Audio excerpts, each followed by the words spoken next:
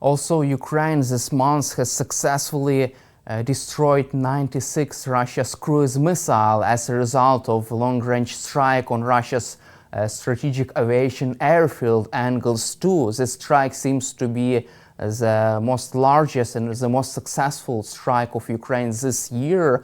How can you also assess this strike and Russia struggles to protect its own airfields against Ukrainian drones? Yes, I mean, again, I think it's sort of it compromises President Putin. It compromises his almost sense of invincibility that he likes to portray. But again, in terms of a battlefield effect, quite clearly, it's much more efficient. It's much more effective to destroy these missiles before they're ever launched.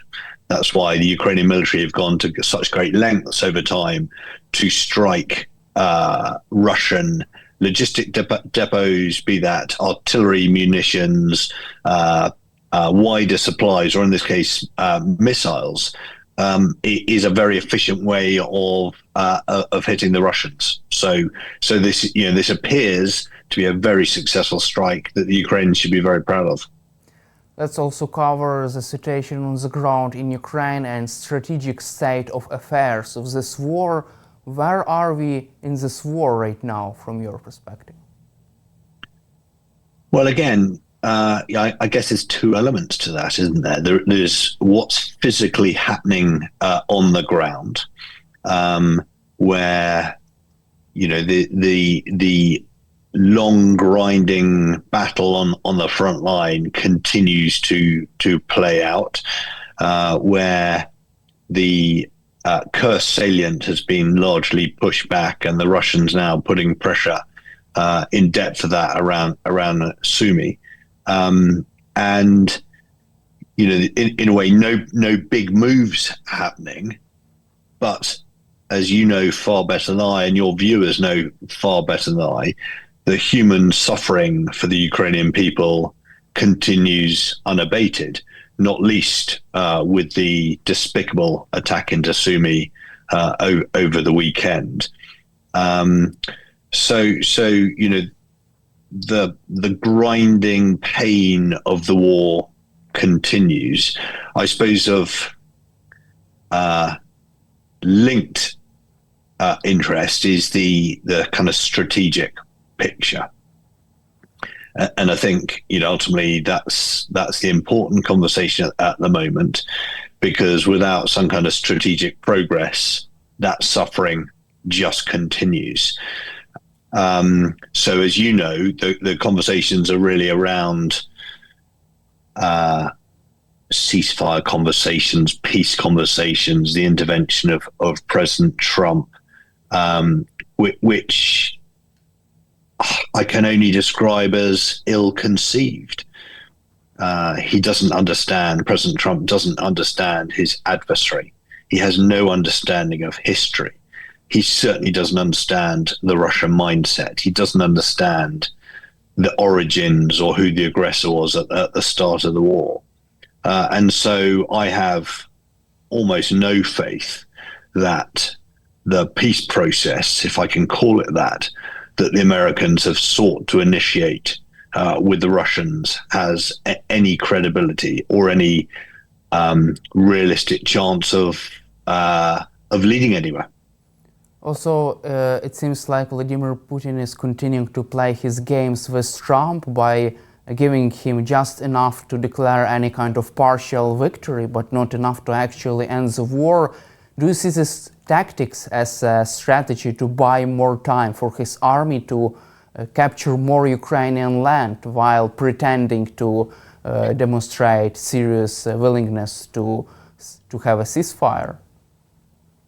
Yes, completely. So if you look at the peace negotiations, you've got Trump, who is doing it, frankly, for pure vanity, with a total lack of understanding about the strategic geopolitical picture, or indeed how the Russian way of war operates.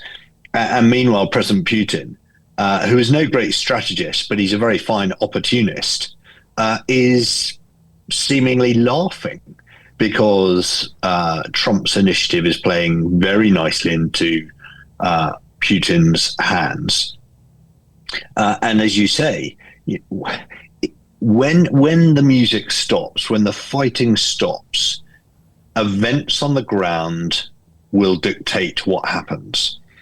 And that has always been why it's so important for Ukraine to get in the very strongest position possible, such that when the war comes to a conclusion, President Zelensky has a very, very strongest position.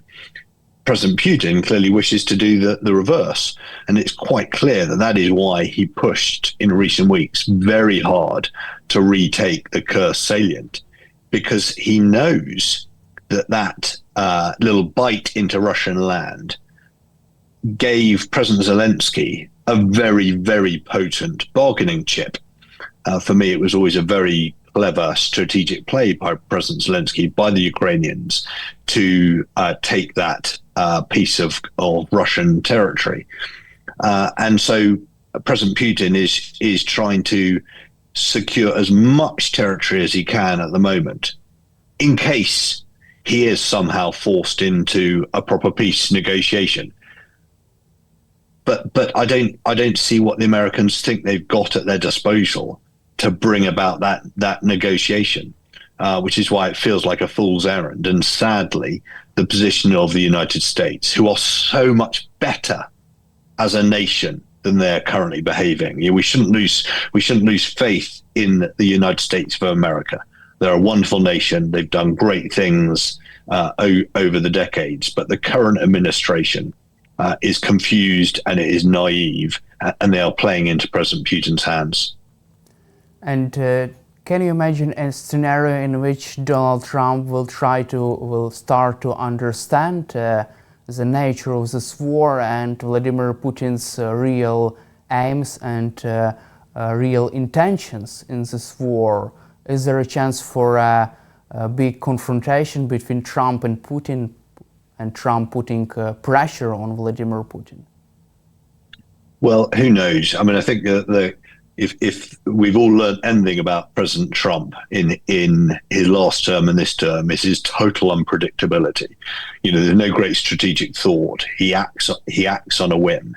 I think President Zelensky's appeal to President Trump in recent days, that President Trump should come to Ukraine and see for himself the impact of the war, seems to me a very smart play, because it sort of appeals to President Trump's ego. And Trump is dominated, is dictated, his thinking is all about himself. It is about his ego, and it's about how he's going to be perceived. So I think that's a smart play, and that could unlock things. But the reality is that President Trump only acts in his own self-interest.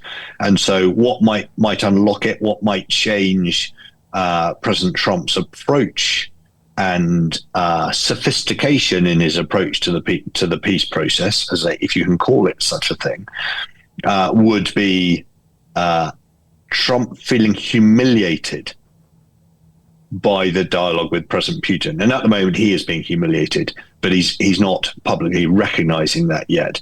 But at some point, will that trigger President Trump into some kind of alternative approach that is more favorable to Ukraine, and indeed more favorable to the international rules-based system? Time will tell. Also, Commander-in-Chief of the Ukrainian Army, General Syrsky, says that Russia has already begun its offensive in the Sumy and Kharkiv regions of Ukraine. Do you feel that this is also another humiliation for Donald Trump, and could this change the balance of power at the negotiating table? How could this influence this negotiations process? Yeah, I mean, so the degree to which President Trump, frankly, is conversant with the detail about what's going on the ground, I think is an entirely moot point. I don't have any great confidence that he is tracking the fine detail of what is happening. But if President Trump concludes that President Putin is acting in bad faith and is somehow laughing at him, I think President Putin is doing that. But if President Trump begins to believe that he is losing face over the entire process, not least because of the Russians' acts on the ground and this what appears to be the early stages of an offensive, then that may trigger President Trump taking a different approach. But only time will tell. And also, let's cover Russia's strike on the city of Sumy. It's a deadly strike of the Russian Federation this year, killing more than 35 people and more than 100 people were wounded. Also, it's interesting moment that these strikes happened after Steve Witkoff meeting with Russian dictator Vladimir Putin. What is your reaction to this, and do you see any kind of link between these meetings between Witkoff, Putin, and Russia's strikes on civilian population? Well, who knows? All I would say is that the Russians, they're a canny bunch, as you well know. You all in Ukraine know better than any of us. And they tend not to do things like this by accident. They're masters at sending messages. So let's be absolutely clear. The strike on Sumy was absolutely despicable. It's a war crime. There's absolutely no justification for it. And oh, by the way, President Trump's throwaway comment that he's heard that it was a mistake, it does a great disservice to the victims of that strike, to the population of Sumy, and indeed to the whole Ukraine nation. And it does a great disservice, frankly, to the intelligence apparatus as a whole that knows full well what President Putin and the Russians are doing.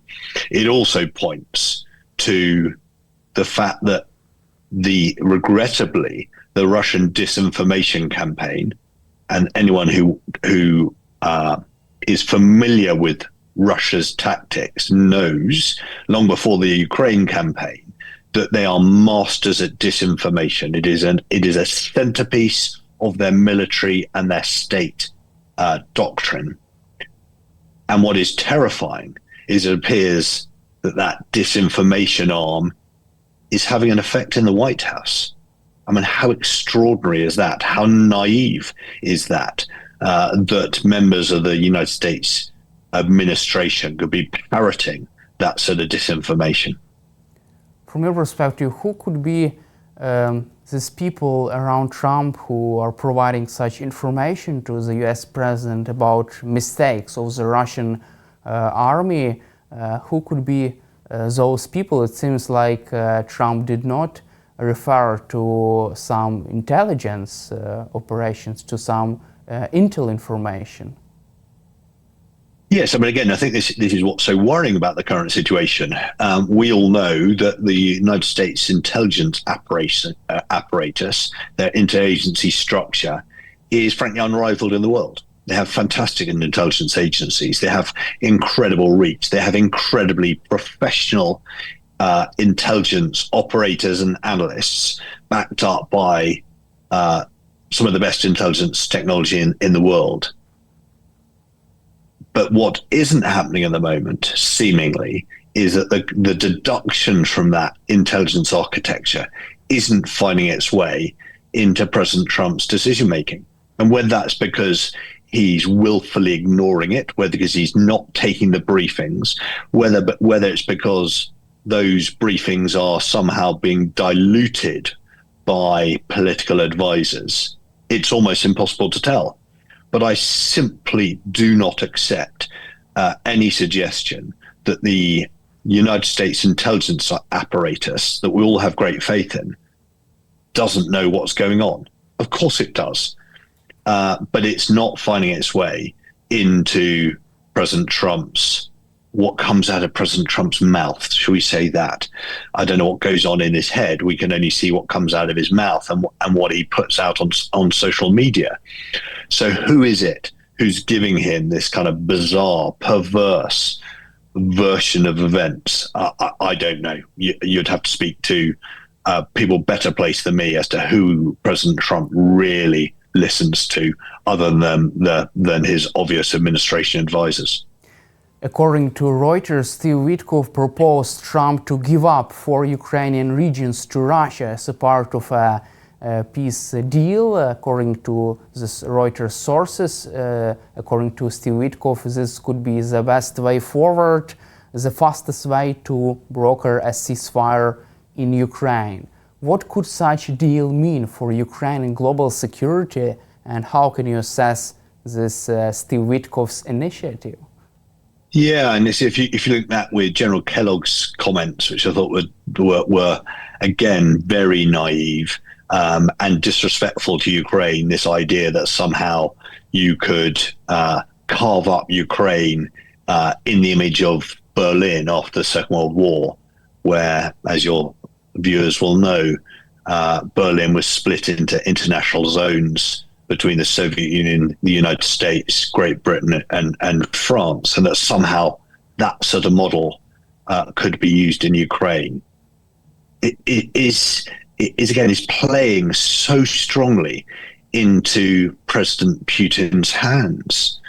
You know, the whole point about a negotiation when it comes is you've got to have cards to play.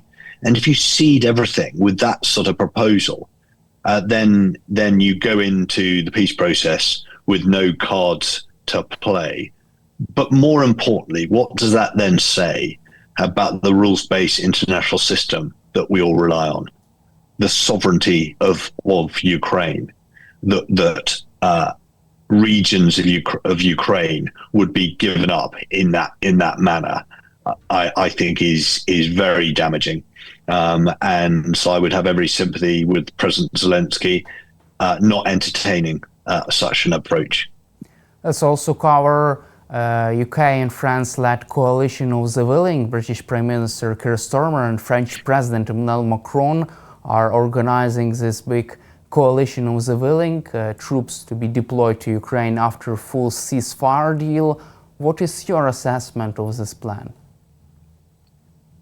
Well, look, I have to say, I think it was smart of Prime Minister Starmer and President Macron to come up with something, a coalition of the willing, because in the absence of the United States, somebody has got to do something. You know, if there were to be a peace deal, then you've got to back it up with some kind of monitoring force.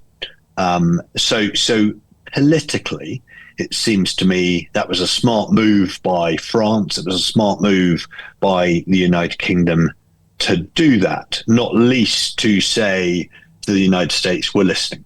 We're listening when you say that Europe needs to do more. So politically, I get it.